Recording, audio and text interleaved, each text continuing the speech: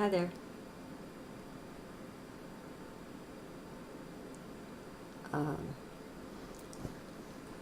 I have a written journal that I'll probably share with you, but you never know.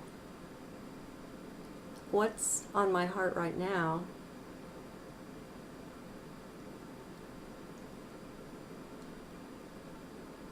is something I wish I could share and have it really be deeply heard.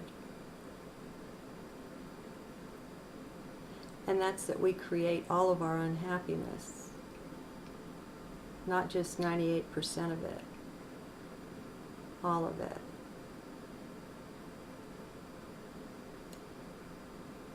And that any kind of fixing going on has to go on inside. I think cosmos and energy is neutral.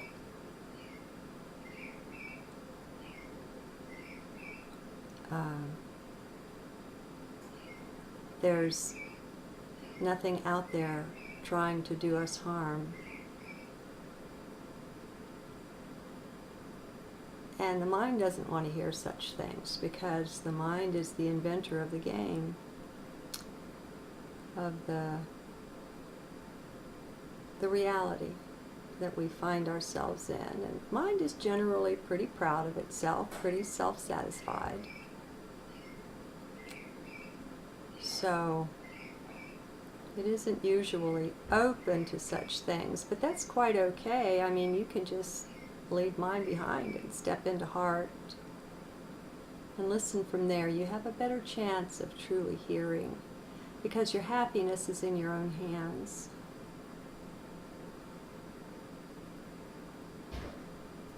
But you have to prove it for yourself.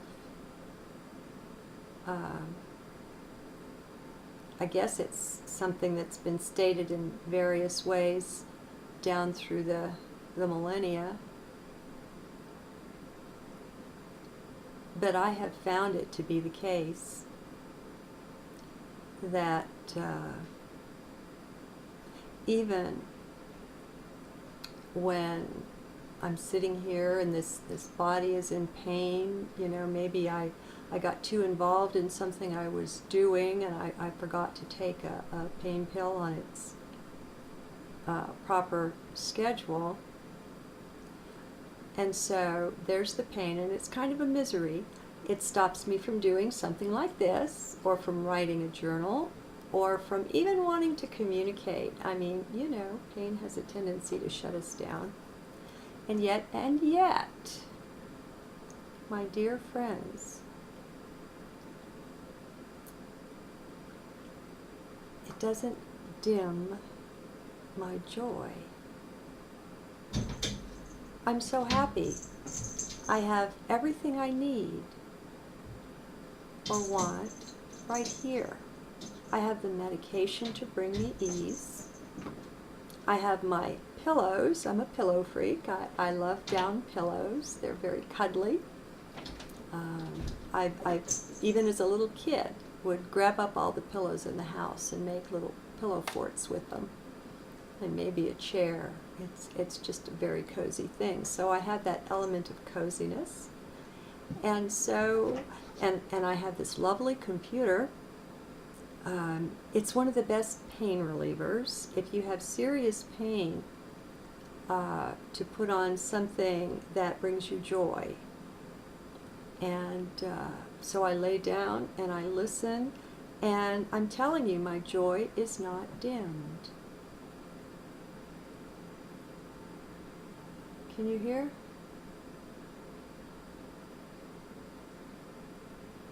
We're all different, but we're all alike. And so the lovely saying, I don't know where it comes from, what man has done, man can do. We're all equal. And that includes all of the ETs and the angels and all of the beings and the ghosts and the whatever there is. We're all equal. We're all equally source. We're all manifestations of that. as working with humans,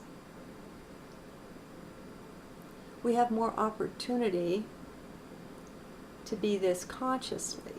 Now, I say that with hesitance because nature is consciously one and in communion and in touch with each other and with that joy. The trees, the elephants, the plants, the planets, the suns, the molecules, all of it, manifestations of Source.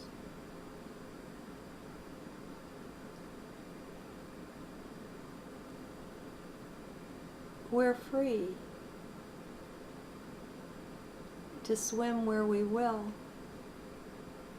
in the great I Am. We are that. And we don't have to go anywhere to do our adventuring either, except within. Everything, all of cosmos, not just the galaxy or the universe, all of cosmos is accessible within. Now, I'm guessing a great deal of letting go is a prerequisite to this. It's not a mind trip, and that's a for sure. But that's okay too. I mean, everything's okay. Can you let it be what it is? Can you allow it to be? I mean, it already is. So where's the point in fighting what is? That seems like it's a lose-lose to me. Why not welcome it instead, even though it bring pain? It is. You know, what good is fighting what is? How about changing your attitude instead? What you're fighting is within. Your unhappiness is something you're projecting out there. The source of it is in you.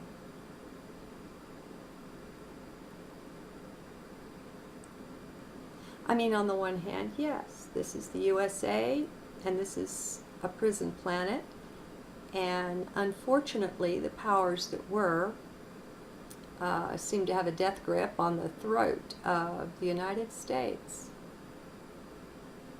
Many of us are ashamed of what our country has become. It's the bully of the world. Selfish and arrogant and wanting its way. And doing terrible things. Lying through its teeth all the time. And so, we hope that the rest of the world realizes that we are among the most oppressed and repressed and abused. So it's not like it's America against the world. It's the powers that were. And I guess they operate largely out of Washington, D.C. and London, or the city of London and Rome.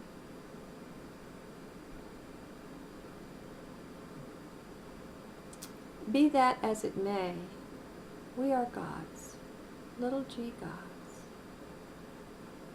And this is nothing to us.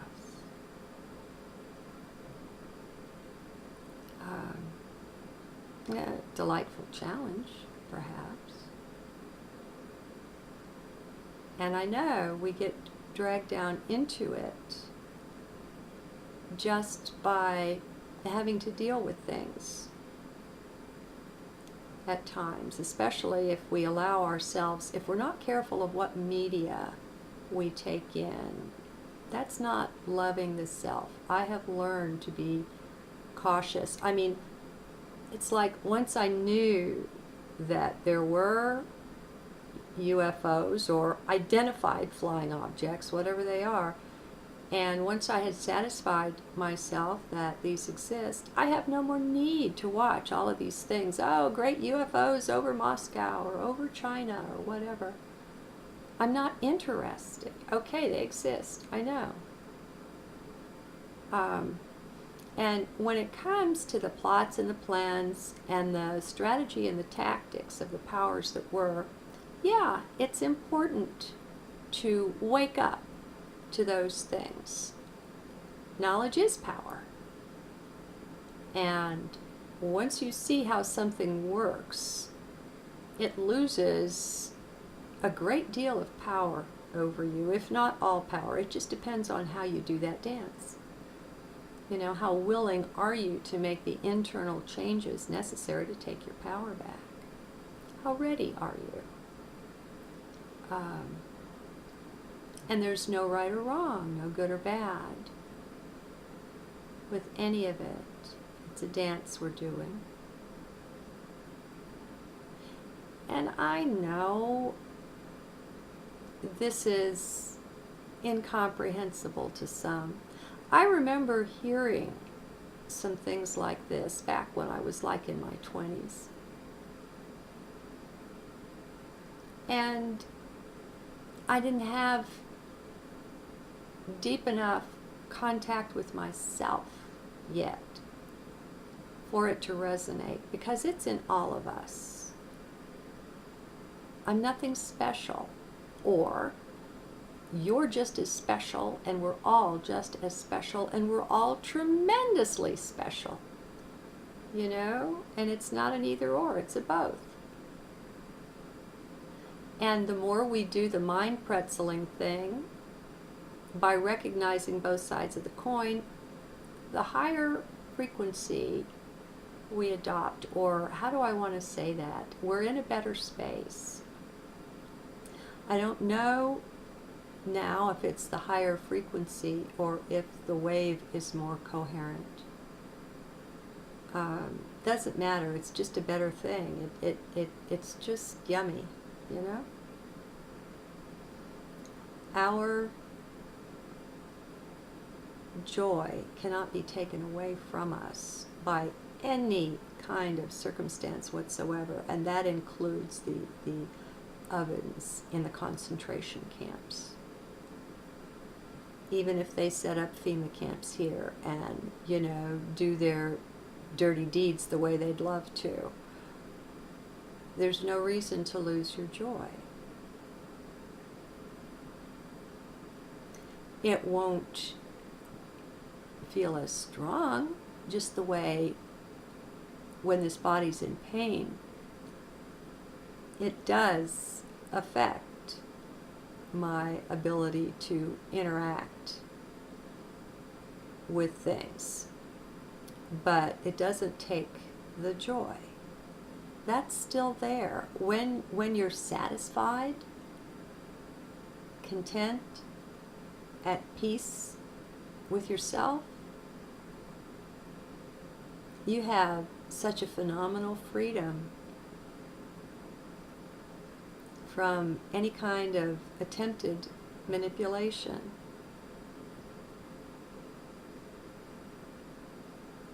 So I guess I'm just singing my song. You know how it is. You know best what's right for you, but it's not this part of you that knows it. Not at all.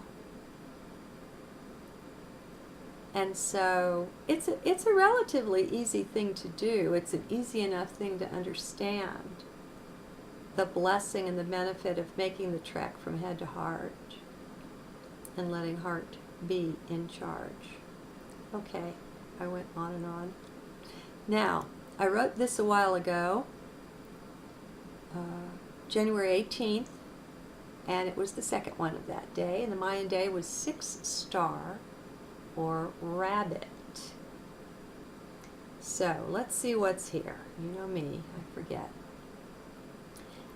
If we're really the creators of our own reality, and I promise you I did not read this before making that intro, that's truly what was on my heart. But as I looked at the journals that I had written and waiting and ready to record, I was surprised by the title of this one, and felt it would probably go along with how I was feeling. So, If we're really the creators of our own reality, then it follows that we must be projecting it, right? It would be coming from the within to manifest on the without. Recently, it has struck me how we're doing just that regarding the Big Bang, projecting how we see things onto what we see out there. Because we think in terms of an antiquated notion of time out on all that exists. We project that notion. We, or our mind, want a nice, neat, orderly story of how things all came to be. Never mind that we are so incorrect, so unreal in our concept of time that we multiply, we geometrize that unreality out upon all that is. Things require neither beginnings nor endings. They just are. Cycles come and go, of course, but they are embedded in a greater whole. I find my joy is in pondering that whole. Another thing we're busily projecting on the greater reality we perceive is that other intelligences, other beings from out there, must also live on the surface of planets. We're busily in search of such planets, those in that Goldilocks zone with placement in their solar systems ideal for our sort of avatar entities. Things that make you go, It's more fun, I think, to contemplate those other beings as right now, right here, now here. Parallel universes, much like TV or radio signals, occupy the same now here, with us just dialed in to one at a time. What fun! Are you open to that? Where do your musings take you? Enjoying such musings can be a good time to be on the lookout for worn-out beliefs, the kind just waiting to be pulled from your internal garden of belief. Such are the weeds that narrow and restrict our view. So be as expansive as you like, as expansive as you can, and watch for what pops up. What tries to gainsay your expansion? We're busy projecting all of the time. We all do it. Oh, we do little else. Mind thinks that because it holds this or that belief, it simply is true. It must be. And if that's the case, then it follows its logic while seeking out proof for what it holds true. So mind projects its thoughts out upon simply everything, and then some, making stuff up in support of its beliefs. Well, maybe that's one reason we came into this seemingly God-forsaken dimension, to be empowered to take such fanciful trips and have them seem to manifest for us like that. I don't know. Could be. There are a few rough edges to the picture we're busy creating, though. Ones that most minds don't catch, being still a bit too programmed to spot them. Yet. As we release ourselves from more and more of the shackles of those programmed beliefs, we discover a reality that is unspeakably beyond and above what mind has been projecting and creating.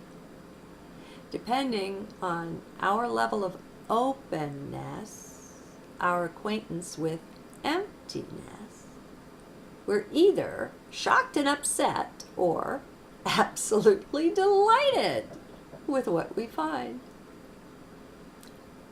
One thing I'm glad to have discovered is that the point of it all is the journey, rather than some imaginary journey's end. The point is the moment. That leaves me free and delighted to stick closely with now. I've even let go of the idea that there is some purpose to it all. I find that doesn't harmonize with free will being truly free. I suspect that the purpose is whatever we make it to be. That our freedom is that great. Once set free from the whole idea of some overarching purpose, what a great expansion of freedom is empowered. Freedom is something much bigger than our minds can yet, or maybe ever, comprehend. It's too unlimited.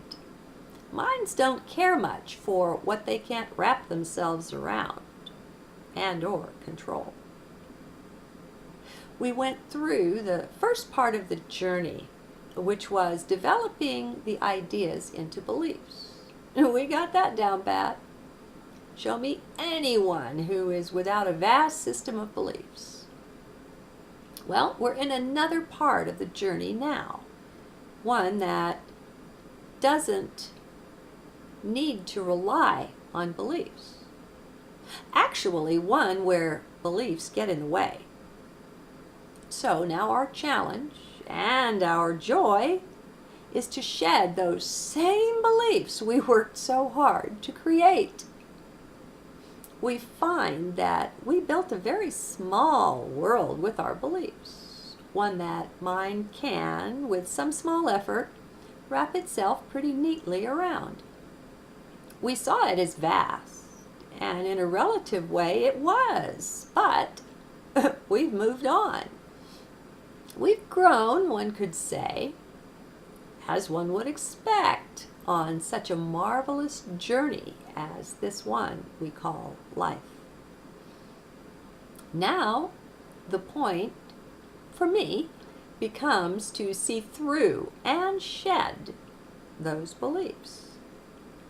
We find that as they now stand, they comprise a veil preventing our perception from being unbounded, from being free. Something deep within pushes us ever onward, brooking no hindrance to flexing our perspective into any angle at all.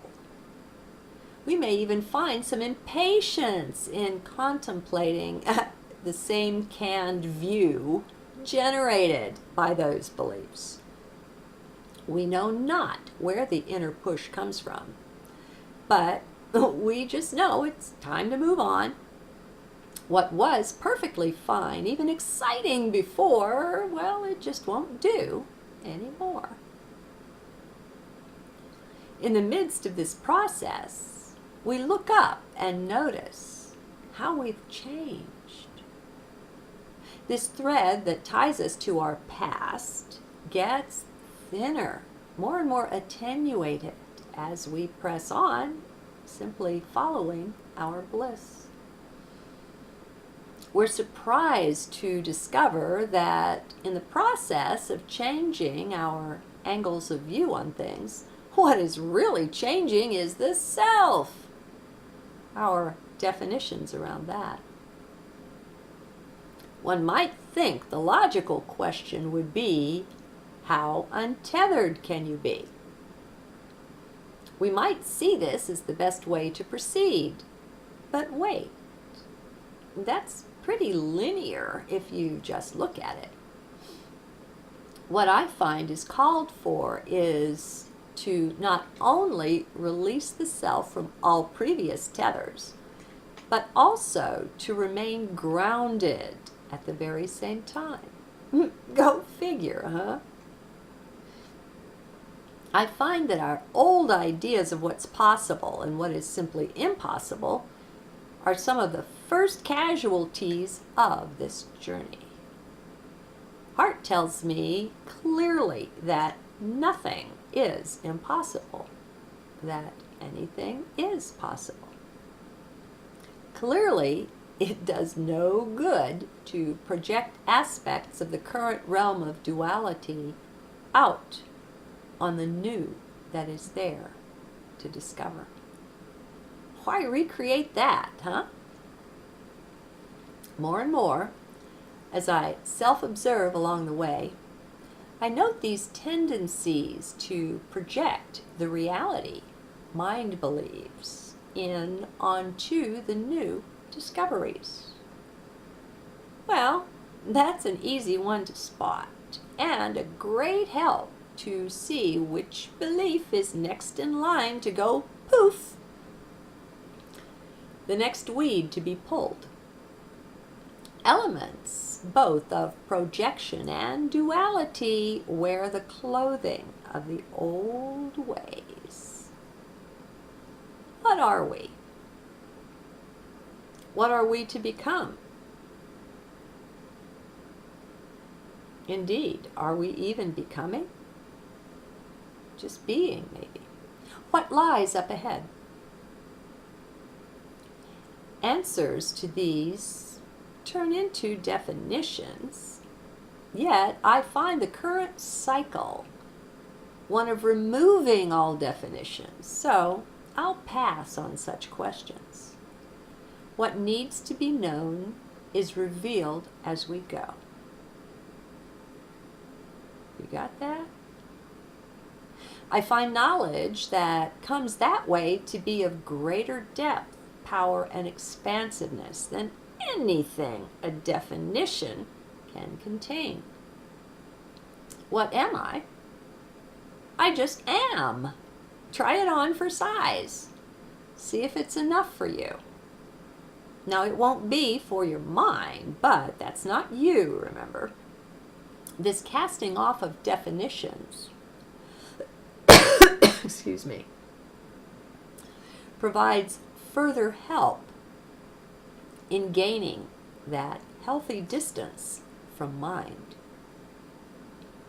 This current direction is anything but the one that mind would choose, given its freedom to do that, which I have firmly withdrawn. How much of not knowing can you tolerate? Look and see what part or aspects of you are made uncomfortable in the presence of this emptiness.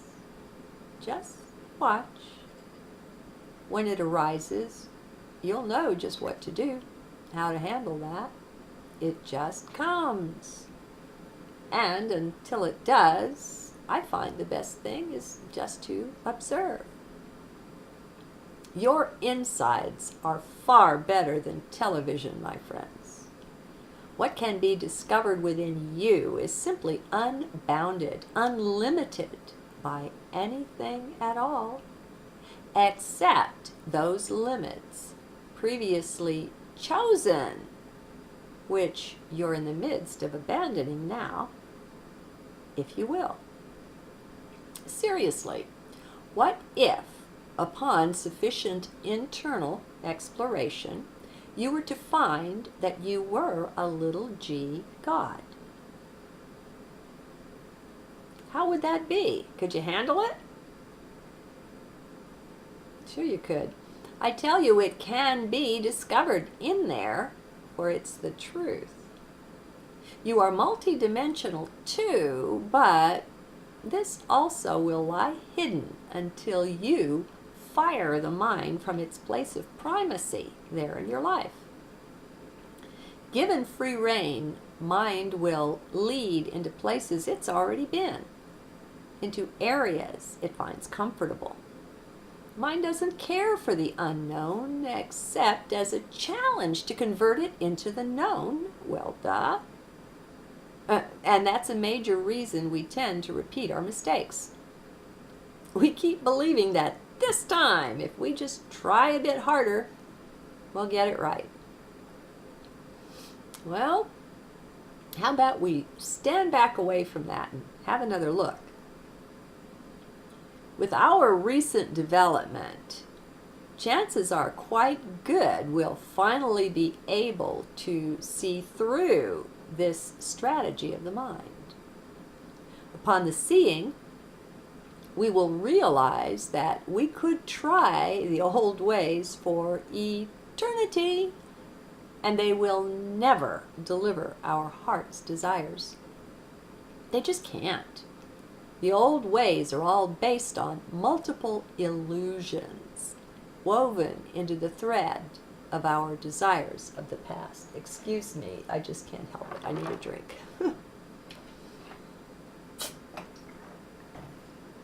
Ugh. Something's bugging my throat. Okay. The old ways are all based on multiple illusions woven into the thread of our desires of the past. Perhaps our desires are better educated now. I don't know. Actually, I don't try to think of what heart is or how it works. To me, that's a bit like trying to define God. The outcome is always deficient, guaranteed. It's akin to the first grade student trying to define what is known by the high school senior. And it's about that silly, too, and best left to the side. Dropping the old ways, that is best. Let's not try to fix or rehabilitate them. Just let them go. Wave them a fond goodbye and just walk on. There's nothing you need back there. Nothing you don't already contain. You contain all you need now and will ever require. You, turtle-like, bring it along wherever you find yourself. You are complete.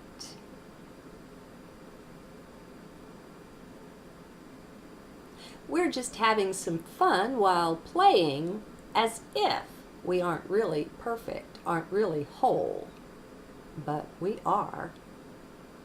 That's coming to the forefront now in ways that just can't be ignored.